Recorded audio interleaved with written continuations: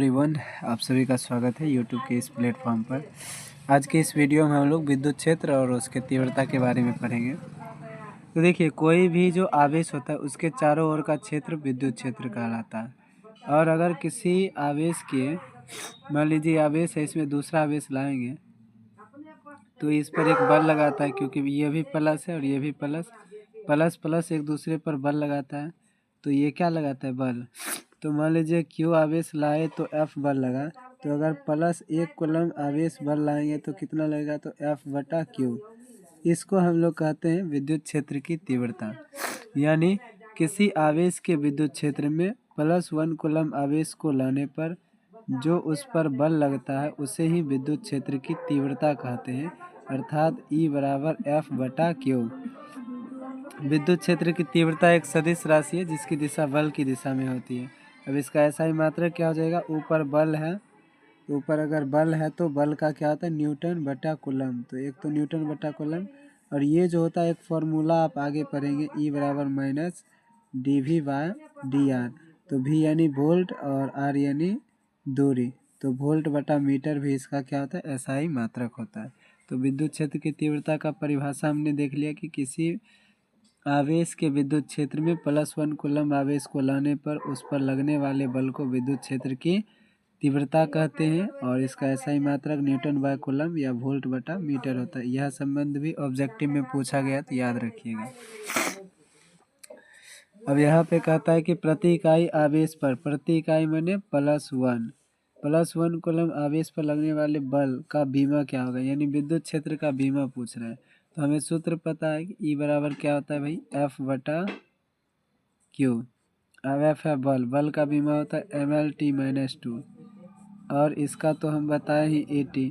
तो mL t-2 नीचे से जाएगा तो -3 और ये जाएगा तो -1। तो ये क्या हो जाएगा?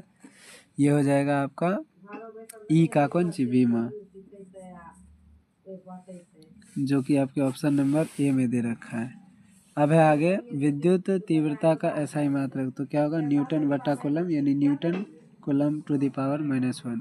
विद्युत क्षेत्र में आवेशित कण पर लगने वाला बल, हमको पता है कि भाई E बराबर क्या होता है? F बटा क्यू। तो फिर F बराबर क्या हो जाएगा? Q मल्टीप्लाइड बाई E, जो कि ऑप्शन नंबर 1 में है। अब है विद्युत तीव्रता की दिशा क्या होगी? तो बल की दिशा में होती है, अभी हम लोग डिस्कस किए। अब आगे एक मस्त टॉपिक है जिसका नाम है द्विध्रुव आघूर्ण। अब देखिए, अगर यहाँ पर +10 कूलम है और -10 कूलम है, तो इस दोनों में क्या समानता है कि दोनों का परिमाण एक समान है। परिमाण का अगर परी उड़ा दीजिएगा तो क्या बचेगा? मान यानी वैल्यू। ये भी 10, ये भी 10, लेकिन प्रकृति दोनों का अलग है, यानी एक प्लस है तो दूसरा माइनस। तो जब भी दो ऐसा आवेश हो जिसका परिमाण समान हो, प्रकृति अलग, और दोनों एक दूसरे के करीब हो, तो इस तरह की व्यवस्था को हम लोग द्विध्रुव कहते हैं। द्विध्रुव तो नहीं पूछा जाता, पर द्विध्रुव आघूर्ण जरूर पूछा जाता है, जिसे कि P से लिखते हैं। तो किसी द्विध्रुव में देखिए, अगर ये -q है +q, तो ये क्या हो गया? द्विध्रुव। किसी द्विध्रुव में आवेश के परिमाण एवं आवेशों के बीच दूरी के गुणनफल को हम लोग द्विध्रुव आघूर्ण कहते हैं, और इसकी दिशा माइनस से प्लस की ओर होती है, इस साइड में। तो P क्या होगा? यानी द्विध्रुव आघूर्ण, आवेश, किसी एक आवेश का परिमाण और दोनों आवेशों के बीच की दूरी। ये इस द्विध्रुव का मध्य बिंदु है, यहाँ से इसकी दूरी L, तो यह भी L। तो दोनों आवेश की दूरी हो गई L + L = 2L। तो यहाँ से द्विध्रुव आघूर्ण हो गया P = Q multiplied by 2L। अब यहाँ हम लिख भी रखें कि भाई द्विध्रुव आघूर्ण की दिशा -q से +q की ओर होती है, अर्थात यह क्या है? सदिश राशि है।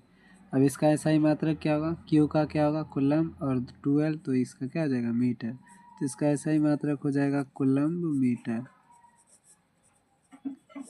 उसके बाद इसकी बीमा क्या होगी? कूलम क्या? आवेश, आवेश की बीमा होती है AT, और मीटर है तो लंबाई L।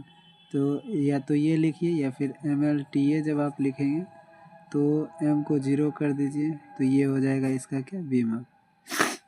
चलिए आगे बढ़ते हैं। अब है स्थिर विद्युत क्षेत्र होता है, तो विद्युत क्षेत्र हमेशा ही संरक्षित होता है। अब है द्विध्रुव आघूर्ण का ऐसा ही मात्रक। तो द्विध्रुव आघूर्ण का ऐसा ही मात्रक क्या होता है? Coulomb metre. अब है 5 कूलम्ब के दो बराबर और विपरीत प्रकृति का आवेश परस्पर 5 सेंटीमीटर की दूरी पर है। तो देखिए 5 कूलम का 2 बराबर और विपरीत, इसका मतलब हुआ एक अगर -5 है तो दूसरा क्या है +5 है, तब न परिमाण बराबर, किंतु ये क्या है विपरीत, और दोनों है 5 सेंटीमीटर पर। तो द्विध्रुव आघूर्ण पूछा P बराबर Q अगुना क्या होता है इसके बीच की दूरी, तो Q कितना है, तो P बराबर किसी एक का परिमाण लेते हैं 5 और दूरी है 5 सेंटीमीटर, तो हमको तो मीटर में लेना पड़ेगा। तो भाई सेंटीमीटर को मीटर में बनाने के लिए 10⁻⁻² से मल्टीप्लाई करना होगा। तो आ जाएगा P, ये कितना हो जाएगा 5 5 × 25 10⁻⁻², इतना कौन सी कूलम्ब मीटर। नहीं तो अगर आप डायरेक्ट 5 से 5 को गुना करते ना तो जो 25 आता वो आता कूलम्ब सेंटीमीटर, मीटर नहीं आता, जो कि SI मात्रक है नहीं इसका। तो हम कूलम्ब मीटर में ही देखते हैं, यहाँ पे ऑप्शन भी क्या है कूलम्ब मीटर में ही है। तो इसका ऑप्शन नंबर क्या हो जाएगा सही बी। देखिए हम लोग भी निकालें 25 × 10⁻²। अब है बल आघूर्ण, तो बल आघूर्ण क्या होते हैं भाई, ये देखिए मान लीजिए कोई द्विध्रुव है और ये बाह्य विद्युत क्षेत्र ई में है रखा हुआ, तो ई क्या है भाई, यह मान लीजिए एक समान विद्युत क्षेत्र और इसमें हम रखें द्विध्रुव को, तो ये मान लीजिए -Q, ये क्या है +Q। अब इसके मध्य बिंदु को मान लेते हैं 0, यहाँ से इसकी दूरी L, यानी कि यहाँ से यहाँ तक की टोटल जो लेंथ हो गई वो क्या हो गई 2L। अब यहाँ से लंब डालेंगे तो ये लंब होगा और इसको मान लेते हैं थीटा। अब देखिए द्विध्रुव की दिशा होती है -Q से +Q की ओर, यानी ये हो गया द्विध्रुव आघूर्ण। तो द्विध्रुव आघूर्ण और ये क्या हो गया विद्युत क्षेत्र की तीव्रता E, इसी के बीच जो कोण माने हम कितना माने थीटा। अगर ये थीटा है हमको ये वाला दूरी निकालना होता है बल आघूर्ण के लिए, ये लंब है, तो लंब और कर्ण कितना है 2L, तो लंब बटा कर्ण यानी x/2L क्या होता है साइन थीटा। तो यहाँ से x = क्या हो जाएगा 2L sine theta, 2L sine theta. तो x हो गया, और बल कितना लगता है, तो विद्युत क्षेत्र में बल का फॉर्मूला हम लोग जानते हैं Q × E, तो बल ये हो गया और लंबा दूरी ये हो गया, इस दोनों को मल्टीप्लाई करेंगे तो हमारा निकल जाएगा द्विध्रुव आघूर्ण। तो द्विध्रुव आघूर्ण को हम लोग टाउ से लिखते हैं क्योंकि इसे इंग्लिश में टॉर्क कहा जाता है। द्विध्रुव आघूर्ण को क्या बोलते हैं टॉर्क। तो टाउ बराबर होता है बल अगुना लंबवत दूरी, तो टाउ बराबर क्या हो जाएगा, बल तो यहाँ पता है क्या होगा Q × E, और लंबवत दूरी क्या हो जाएगा यहाँ से देखिए 2L साइन थीटा, तो क्या हो जाएगा 2L साइन थीटा। तो ये फार्मूला भी आपको देख सकता है, या फिर देखिए, या फिर क्या हो जाएगा टाउ = देखिए Q × 2L को एक साइड कर लेंगे तो इसके जगह पे हम P लिख सकते हैं, क्योंकि ये द्विध्रुव आघूर्ण है, आवेश गुना आवेशों के बीच दूरी, और इधर हो जाएगा E, उसके बाद साइन थीटा। तो इसको हम ऐसे भी लिख सकते हैं कि टाउ बराबर PE साइन थीटा। अब देखिए वेक्टर फॉर्म में एक चीज़ होता है कि दो चीज़ अगर गुने में साइन थीटा है तो इसको हम लोग क्रॉस में लिखते हैं P × E। तो ऐसे भी हम लिख सकते हैं, जो कि ऑब्जेक्टिव में कई बार पूछा है कि भाई उसका जो है बल आघूर्ण का सदिश रूप क्या है। तो बल आघूर्ण का सदिश रूप क्या हो जाएगा ये। यहाँ पर हम उसको प्रूव भी किए हुए थे, बाकी आपको बता ही दिए कैसे होगा। यहाँ पे P और E के बीच का जो एंगल है वो क्या है थीटा है, तो बल गुना लंबवत दूरी ही होता है बल आघूर्ण। तो टाउ बराबर होगा बल और लंबवत दूरी, बल होगा QE और लंबवत दूरी 2L sine theta. Q × 2L यहाँ पे P लिखेंगे, यहाँ पे E साइन थीटा। और देखिए ये चीज़ याद ही रखिएगा कि भाई देख लीजिए, अगर लिखा है AB साइन थीटा तो इसको सदिश रूप में हम A क्रॉस B लिख सकते हैं। अगर यही रहता AB कॉस थीटा तो इसको सदिश फॉर्म में A.B हम लिख सकते थे। ये याद रखिएगा, इम्पोर्टेंट है। तो यहाँ पर जो है क्वेश्चन क्या है भाई, बल आघूर्ण क्या है, तो P × E हो जाएगा फर्स्ट नंबर जो ऑप्शन है अपना। उसके बाद स्थितिज ऊर्जा, इसी वायु विद्युत क्षेत्र में अगर हम लोग द्विध्रुव को रखें तो यहाँ पे जैसे टॉर्क लगा तो वैसे ही उसका क्या होगा स्थितिज ऊर्जा और कार्य भी होगा, दोनों याद रखिएगा। स्थितिज ऊर्जा का जो फॉर्मूला हो जाएगा वो हो जाएगा -P.E, और कार्य का होता है P cos θ1 - cos θ2। ये प्लस है तो ये तो नहीं होगा, cos θ1 और -cos θ2 ये भी हो सकता है। θ1 के जगह 1 भी रखा हुआ रहता है तो दोनों होता है, यानी कार्य अगर पूछेगा, यहाँ देखिए ध्यान दीजिए, अगर पूछेगा बाह्य विद्युत क्षेत्र ई में कोई द्विध्रुव रखें तो वहाँ पे टॉर्क क्या लगेगा, कहिएगा P क्रॉस E या फिर P क्या साइन थीटा। कहेगा कि U यानी स्थितिज ऊर्जा क्या होगा, तो कहिएगा -P डॉट E। और कहेगा W कार्य क्या होगा, तो कहिएगा PE cos theta 1 minus cos theta 2 या फिर W equal to PE 1 minus cos theta. तो W का ये या फिर ये, इस दोनों में से कोई भी फार्मूला आपको दिखेगा तो आप लिख सकते हैं। अब हम लोग देखते हैं कि जो है द्विध्रुव के अक्षीय और निरक्षीय स्थिति में क्या मान होता है विद्युत क्षेत्र की तीव्रता का। सबसे पहले तो हम एक द्विध्रुव बना लेते हैं, -Q +Q और ये मध्यबिंदु 0, यहाँ से इसकी दूरी L, यहाँ से भी L। अब देखिए ये वाली स्थिति जो है इसकी अक्षीय है, तो मान लेते हैं कि इसका केंद्र जो है 0 से r दूरी पर एक बिंदु हम मान लेते हैं, यहाँ पे मान लीजिए M, यही है। अब प्लस के कारण, अब देखिए यहाँ पे एक चीज़ है कि यहाँ पर +Q के कारण भी बल लगेगा, यहाँ पर +1 कूलम लाएंगे तो +Q के कारण इधर लगेगा, और चूँकि कम दूर पर है तो मान लीजिए कि +Q के कारण लग रहा है E1। अब -Q तो प्लस को अट्रैक्ट करेगा तो ये क्या हो जाएगा E2।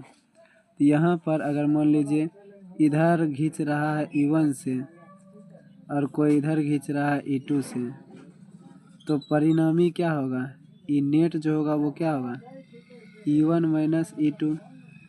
एक्चुअली में जो बड़ा होगा वही न। अब जो कम दूरी पर आवेश है ज़्यादा जोर से धक्का देगा, ये दूर में है तो कम जोर से खींचेगा, तो लिटरली यहाँ पर जो है वो E1 क्या है, बड़ा है E2 से, इसलिए यहाँ पर जो नेट E होगा यानी विद्युत क्षेत्र की तीव्रता वो क्या होगा E1 माइनस E2।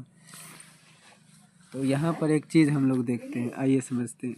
देखिए कि अगर कोई आवेश है, कोई बिंदु आवेश है, यहाँ पे मान लीजिए +Q, तो इससे r दूरी पर, इससे कितना दूरी पर, r दूरी पर जो विद्युत क्षेत्र की तीव्रता E होगी, इसका फार्मूला होता है KQ/r², ठीक है ना।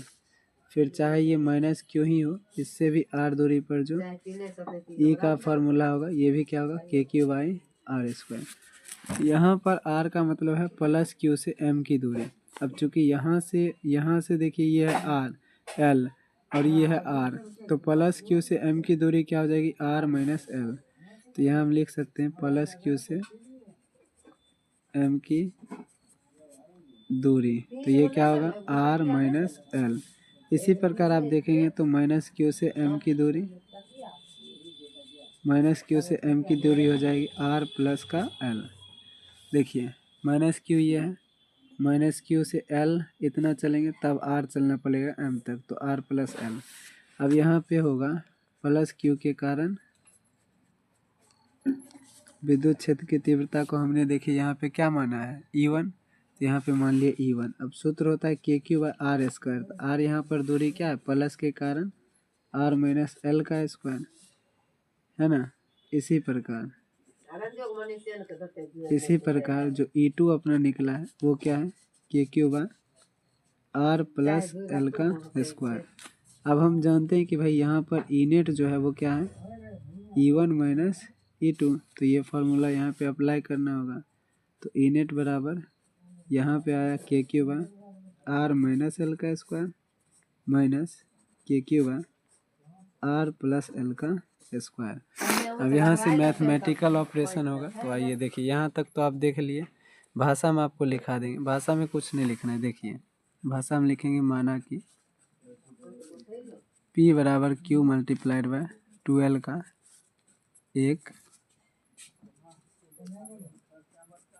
द्विध्रुव है, ये लिख देंगे भाषा। उसके बाद बता देंगे क्या करना है, बोल देंगे कि M एक बिंदु केंद्र O से R दूरी पर है, हो गया। तो उसके बाद लिख देंगे जहाँ E का मान निकालना है तो वही बात हम लिख दिए जो बात यहाँ पर है, और उसके बाद बाकी सब भाषा बता दीजिएगा प्रमाण तरमान करके फिगर बना के। अब देखिए इस वैल्यू को अब हमको क्या करना होगा, थोड़ा अच्छे से बनाना पड़ेगा। चलिए बनाते हैं। तो ई टोटल जो अपना आया वो E1 माइनस E2 आया। अब हमें पता है कि भाई E1 जो है यह है प्लस के कारण, तो के क्यू प्लस के कारण दूरी था माइनस वाला आर माइनस स्क्वायर, और माइनस के कारण जो दूरी था वो था प्लस वाला। अब देखिए जब इसका हम लोग क्या करेंगे, एलसीएम लेंगे तो आएगा आर माइनस का स्क्वायर इंटू आर प्लस का स्क्वायर। अब यहाँ से देखिए के क्यू को अगर हम कॉमन कर लिए तो यहाँ पर एक बचा था, तो यह एक की जगह क्या हो जाएगा, आर प्लस एल का square minus R minus L का स्क्वायर। अब लिटरली दो गो छोटका ब्रैकेट तो नहीं होगा, एक बड़का दे देते हैं। यहाँ देखिए तो ई टोटल जो आएगा अपना ई टोटल जो आएगा वो होगा के क्यू। यहाँ देखिए ए प्लस बी का होल स्क्वायर है, तो A square plus B square plus 2ab, ऐसे ही करेंगे माइनस। अब ये भी है ए प्लस बी का ए माइनस का, तो A square plus B square और माइनस 2ab, ये फार्मूला लग जाएगा। नीचे जो है उसको वैसे ही रहने दीजिए, आर माइनस एल का स्क्वायर आर प्लस एल का स्क्वायर, ब्रैकेट थोड़ा बड़ा वाला देना पड़ेगा। तो ई टोटल जो होगा अपना वो हो जाएगा के क्यू। अब देखिए यहाँ पे R square plus L square plus 2RL, अब माइनस से गुना होगा तो ये भी आर स्क्वायर माइनस ये भी, और माइनस वाला प्लस। नीचे जो है उसका तो भुंजा बनाना ही है, लेकिन बाद में भाई साहब। अब देखिए आर ये दोनों प्लस हाथ कट गया, 2RL तो ऊपर में आ गया 4RL, और के मल्टीप्लाइड बाई क्यू, और नीचे में है आर माइनस एल का स्क्वायर और आर प्लस एल का स्क्वायर। अब यहाँ से हम कह सकते हैं कि भाई ई नेट जो होगा वो के क्यू गुना 12 कर लेते हैं। तो 12 करेंगे तो 4 में 2 ले लिए तो 2 बच गया, एल ले लिए तो यहाँ से आर बच गया, बटे आर माइनस एल का स्क्वायर आर प्लस एल का स्क्वायर। अब होगा ई टोटल। अब देखिए के, और इसको हम क्या लिख सकते हैं पी, क्योंकि क्यू गुना 12 क्या होगा पी, और मल्टीप्लाइड बाय 2R अपॉन, इसको एक बार और लिखना पड़ेगा। यहाँ हमने क्या किया, यहाँ हमने P बराबर Q मल्टीप्लाइड बाय 2R का क्या, सॉरी Q मल्टीप्लाइड बाय 12 का क्या किया, इस्तेमाल किया। आइए अब आगे देखिए, तो ई टोटल जो होगा यहाँ से 2 को बाहर कर लीजिए तो KPR बटा, इसको कहेंगे हम लोग R square multiplied by R square. क्यों, क्योंकि आर भाई इतना बड़ा है एल से कि एल के जगह पे आप 0 लिख सकते हैं। तो एल के जगह 0 लिखेंगे तो आर में 0 जाएगा तो आर स्क्वायर, ये भी आर स्क्वायर, तो ये चीज़ यहाँ पे बता देना है। अब देखिए एक बार कटेगा तो नीचे क्या होगा, यहाँ होगा 2 गुना KP बटा आर क्यू। अब यहीं से ET बराबर 2 और K का मान आप रख सकते हैं 1/4 pi epsilon not multiplied by P upon Q, ये भी आपको देख सकते हैं, या फिर अगर 2 से इसको काट देगा तो इसको ऐसे भी लिख सकता है 1/2 पाई एप्सिलॉन नॉट P/RQ, ऐसा भी लिख सकता है। बाकी इस दोनों में से कोई एक ही रहेगा, या फिर यहाँ पे ऐसे लिख सकता है अगर के लिखेगा तो ये हो गया आपका टोटल डेरिवेशन। तो यहाँ से आप देखिएगा माना की करके और ऐसे करके बना लेना है। यहीं से आपको कैलकुलेशन करना है कुछ इस प्रकार से। जब कैलकुलेशन आप करते जाइएगा तो एक बार आपको क्या करना है, जब ऐसा स्थिति आए तो पी के जगह पी लिख देना है क्यू गुना 12 करके, उसके बाद ऐसे मान के इसको बना सकते हैं। तो दोस्तों अब हम लोग देखते हैं निरक्षीय स्थिति में। तो मान लीजिए अगेन ये माइनस क्यू, ये प्लस क्यू, मध्य बिंदु 0, यहाँ से इसकी दूरी L और यहाँ से भी इसकी दूरी L। अब निरक्षीय स्थिति क्या होता है, यहाँ पर जो लंब हम लोग डालेंगे ये होगा निरक्षीय स्थिति, ऊपर या नीचे। अब इस बिंदु को ही हम लोग मान लेते हैं M और इसकी दूरी मान लेते हैं केंद्र से R। अब देखिए माइनस के कारण तो ये खींचेगा इधर, तो E2 इस ओर आएगा। अब प्लस के कारण ये इधर धक्का देगा, तो जो है E1 इस ओर आएगा। ये E1 हो गया, ये E2। तो अगर मान लो यहाँ कोई वस्तु है, उधर भी खींच रहा है इधर भी, तो वो वस्तु कहीं ना कहीं बीच में जाएगा, तो इसका परिणामी यानी E टोटल कहाँ आएगा, बीच में। अब देखिए, अब इस दिशा को हम लोग डॉटेड लाइन से मिला देते हैं ताकि हमारा जो फिगर है वो थोड़ा क्लियर बन सके। तो जब हम अपना फिगर बनाते हैं तो यहाँ पे एक चीज़ हम लोग देखते हैं, मान लेते हैं कि ये क्या है, थीटा कोण है। तो अगर ये थीटा कोण है तो इस लिहाज से ये और ये दोनों क्या हो जाएगा, थीटा।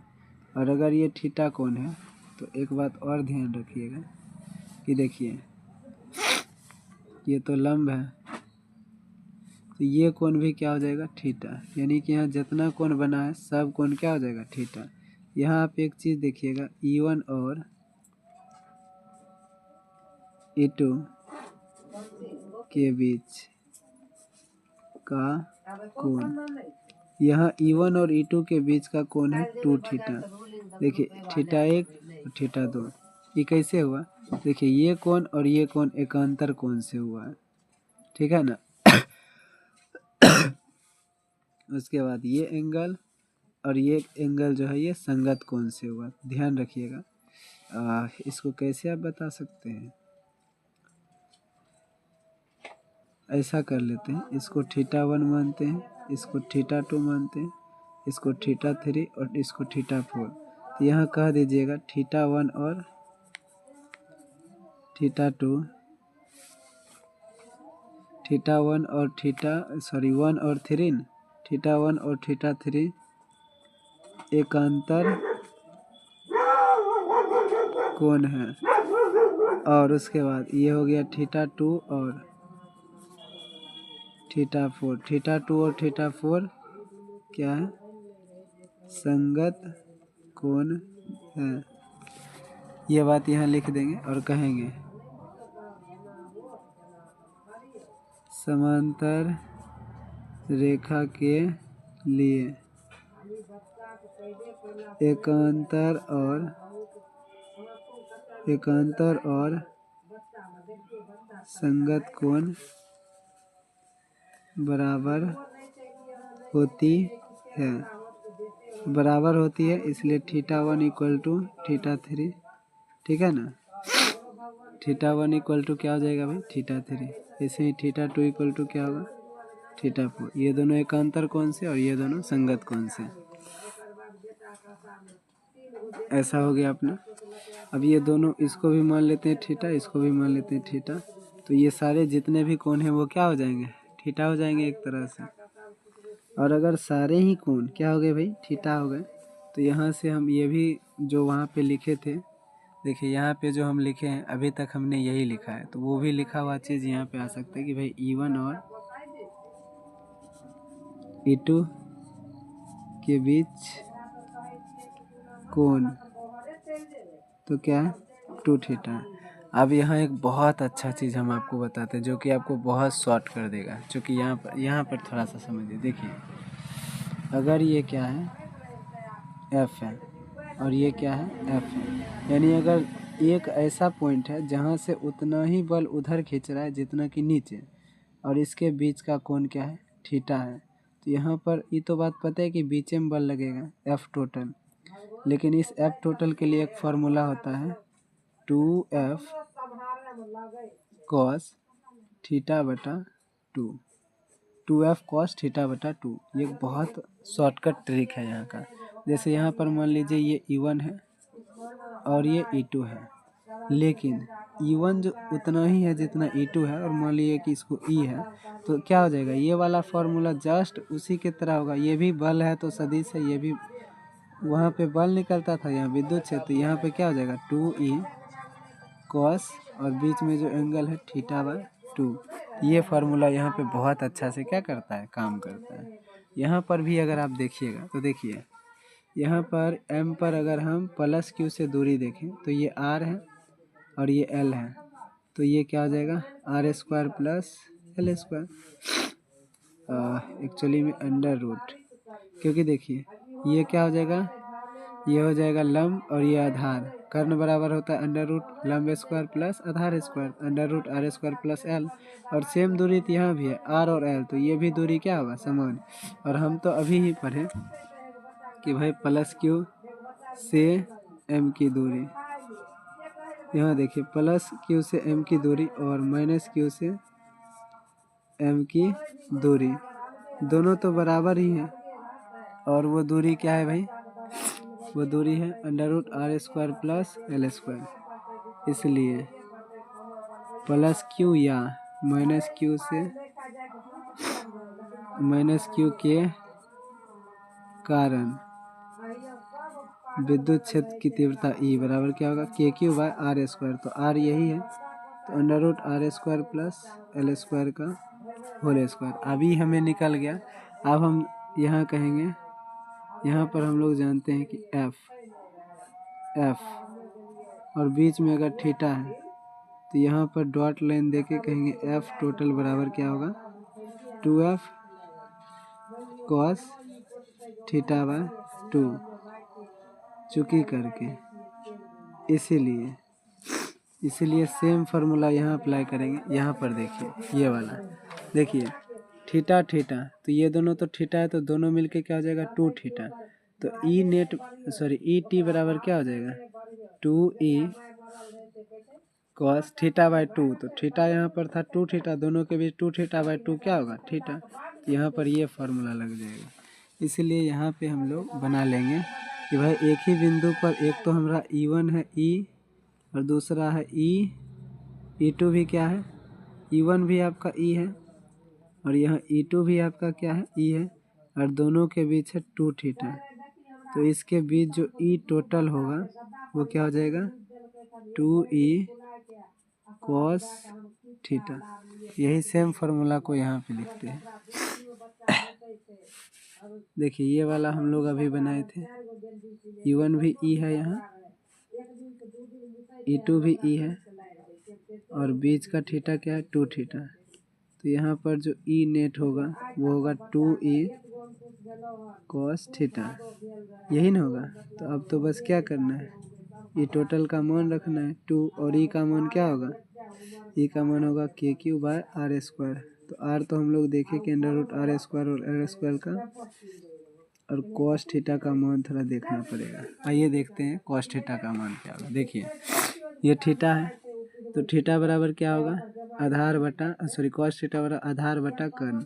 तो कर्ण तो ये है, आधार क्या है एल, तो एल बटा आधार क्या हो जाएगा एल, तो एल बटा under root R square plus L square, यही ना होगा थीटा का मान, कॉस थीटा का मान। तो कॉस थीटा यहाँ होगा एल यानी आधार बटा कर्ण R square plus L square. तो चलिए अब निकालते हैं इसको बहुत अच्छे से। यहाँ पे हमने देखा कि भाई ई टी जो है वो है 2e कॉस थीटा, 2 और ई का मान जो है वो क्या है, K Q by R square. R है under root L square plus R square, तो R square multiplied by cos theta है एल, कॉस थीटा क्या है एल अपॉन कर्ण यानी R square plus L square. देखिए यहाँ से हमारा क्या निकला, ई टोटल निकला 2 इंटू के क्यू बटा के क्यू एल बटा अंडर रूट आर स्क्वायर और एल स्क्वायर का पावर कितना, 2 और 1 कितना हो गया 3। अब देखिए ई टोटल इक्वल टू के और ये क्या है क्यू और गुना, देखिए 2 को उधर करेंगे 12 अंडर रूट क्या होगा R square plus L square का पावर 3। अब देखिए तो ई टोटल जो हो जाएगा के, और इसके जगह हम पी नहीं लिख सकते हैं, पी बराबर तो हम लोग जानते हैं क्यू मल्टीप्लाइड बाय 2l, तो वही बात तो यहाँ लिख दिए। अब है आर स्क्वायर प्लस का एल स्क्वायर का पावर कितना भाई 3। चलिए इसको और यहाँ पर अब आगे बढ़ाते हैं। तो यहाँ पे हमारा क्या निकला, K P upon under root R square plus L square का पावर कितना भाई 3। अब सुनिए एकदम ध्यान से सुनिए, तो ई टी बराबर क्या होगा के पी बटा, यहाँ पर देखिए अंडर रूट आर स्क्वायर का पावर 3 होगा और आर स्क्वायर का आर स्क्वायर को तो हम निकाल सकते हैं कहाँ से, रूट से। आर हो जाएगा, पावर क्या हो जाएगा 3। यहाँ पर ई कैसे कर दिए, देखिए आर बहुत बड़ा था एल से, इसलिए एल बराबर 0। आर स्क्वायर माइनस 0 के स्क्वायर 0, तो इसलिए क्या आ गया आर स्क्वायर। ये वाला चीज़ आप यहाँ पे कर सकते हैं। अब ये 10 घिसपेट लिख दिए हैं कि क्या बताएं, थोड़ा सा अच्छा से इसको देख लीजिएगा, तो आई होप कि आपको समझ में आ जाएगा। अब आधा घंटा के अंदर सब कंप्लीट भी कर दिए। यहाँ पे बस आपको भाषा वैसे ही करके लिख देना है। बोल दीजिएगा कि माना कि यहाँ पे P बराबर Q गुना 12 द्विध्रुव आघूर्ण का एक द्विध्रुव है, जिसके केंद्र O से R दूरी पर निरक्षीय स्थिति में बिंदु M है, जहाँ विद्युत क्षेत्र की तीव्रता E ज्ञात करना है। बाकी ये सारे कंसेप्ट जैसे आपने समझा, ये कौन वाला अगर बात आप नहीं भी लिखेंगे तो कोई दिक्कत नहीं है, बाकी लिख दीजिएगा तो और अच्छी बात है। ऐसे करके आप बना सकते हैं। तो आज का टॉपिक हमारा था विद्युत क्षेत्र और विद्युत क्षेत्र की तीव्रता, जो कि कंप्लीट हो गया। अब विद्युत क्षेत्र को दिखाने वाली क्षेत्र रेखाएं और बल रेखाओं को हम लोग आगे देखेंगे और आगे की टॉपिक को देखेंगे। थोड़ा तबीयत खराब है तो आवाज़ में आपको प्रॉब्लम देख सकता है। तो ठीक है, मिलते हैं नेक्स्ट वीडियो में, तब तक के लिए बाय बाय।